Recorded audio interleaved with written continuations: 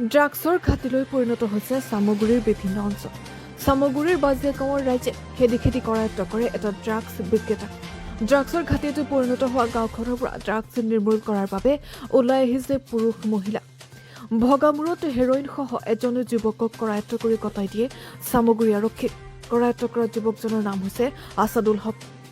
আমি চামগুৰি প্লাছৰ দৰ্শকসকলক পুনৰবাৰ জনাব বিচাৰিছো, ড্ৰাগছৰ ঘাটিলৈ পৰিণত হৈছে চামগুৰিৰ বিভিন্ন অঞ্চল।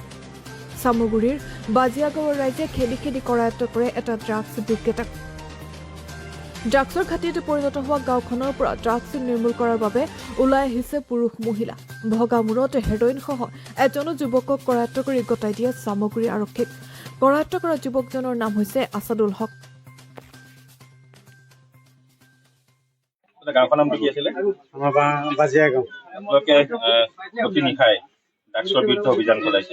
আমি আজি এসপ্তাহ ধৰি আমি বাজিয়া গাঁৱত মিটিং এখন দি গোটেই ৰাইজে মিলি ড্ৰাগছৰ বিৰুদ্ধে আৰু বাল্য বিবাহৰ বিৰুদ্ধে আমি অভিযান চলাইছো।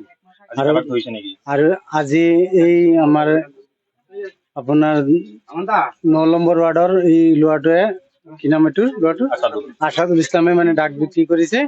দুটাক মানে বেচিবলৈ গৈছিল, যাওঁতে ৰাস্তাত আমাৰ ল'ৰাবিলাকে ধৰিছে।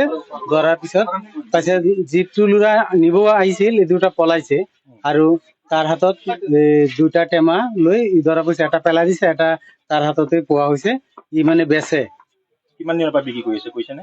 ই কিমান প্ৰায় 1 বছৰ ধৰি সি বেচা কিনা কৰি আছে, বিক্ৰী কৰি আহিছে। যিহেতু যোৱাকালিও ধৰিছিলে আপোনালোকে? যোৱাকালিও ধৰিছো, যোৱাকালিও এটা গছি চৰক চমজাই দিছো আমি।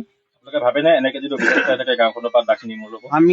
আমি যেনেকে এতিয়া যেনেকে কৰি আছো তেনেকে কৰিলে আমি জানো যে আমাৰ বাজিয়া গাঁও আমি নিৰ্মূল কৰিব পাৰিম। যদি আমাৰ গোটেই গাঁৱৰ ল'ৰাবিলাক যদি ওলাই আহে আৰু মাইকী বিলাকো যদি ওলাই আহে, যে মাইকী বিলাক যিবিলাকে ব্যৱসায় কৰি আছে সেইখিনি আমি নিৰ্মূল কৰিব পাৰিম, আমাৰ আশা।